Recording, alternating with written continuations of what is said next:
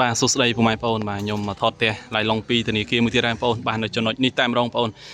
ទីតាំងផ្ទះនេះយើងស្ថិតនៅភូមិបាទត្រពាំងប្រុយឃុំបែកចានបាទស្រុកអង្គស្រួលខេត្តកណ្ដាលផ្ទះនៅលើផ្លូវរត់តែម្ដងនៅកណ្ដាលភូមិអាចបើកអាជីវកម្មរកស៊ីលក់ដូរបានបច្ចុប្បន្នគាត់កំពុងតែលក់ដូរស្រាប់តែម្ដងបងប្អូនណាបាទនេះបងប្អូននេះយើងមកពីបាទផ្សារបែកចានបងប្អូនណាបាទចុះមកតែ1គីឡូជាងហើយប្រហែលជា1គីឡូកន្លះមកដល់ទីតាំងផ្ទះហ្នឹងហើយក្នុងហ្នឹងមានរោងចក្រទៀតនៅខាងមុខហ្នឹងមានរោងចក្របាទហើយនៅខាងនេះបងប្អូនផ្លូវអត់ទាល់ទេ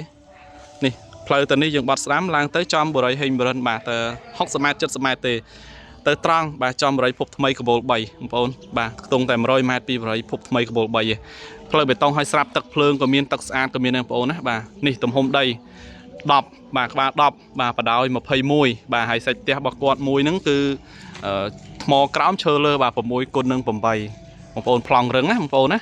បាទហាងឆេងផ្ទះនេះពីមុន80000បងប្អូនតែឥឡូវធនាគារដាក់លក់ឡៃឡុងត្រឹមតែ52000ឯងបងប្អូនទិញចំណេញបាទមានអាជីវកម្មលក់ដូរស្រាប់តែម្ដងអ៊ូអនៅក្នុងភូមិរស់ស៊ីបានបងប្អូនណាបាទបងប្អូនរស់ស៊ីបានអញ្ចឹងបងប្អូនដែលចាប់អារម្មណ៍អាចតតមកឥឡូវនេះហើយផ្ទះនេះយើងអាចបង់រំលោះជាមួយនឹងធនាគារបានផងដែរបាទមួយខែបងប្អូនបង់ត្រឹមតែ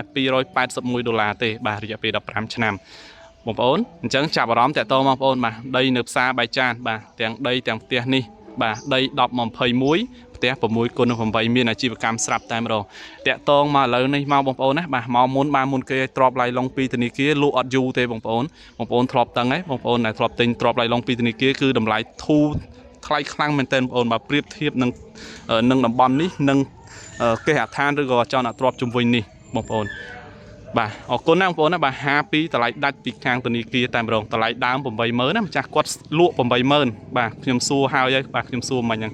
បាទអរគុណបងប្អូនបាទសូម share ម្នាក់មួយម្នាក់ពីរបាទសូមគោរពលាបងប្អូន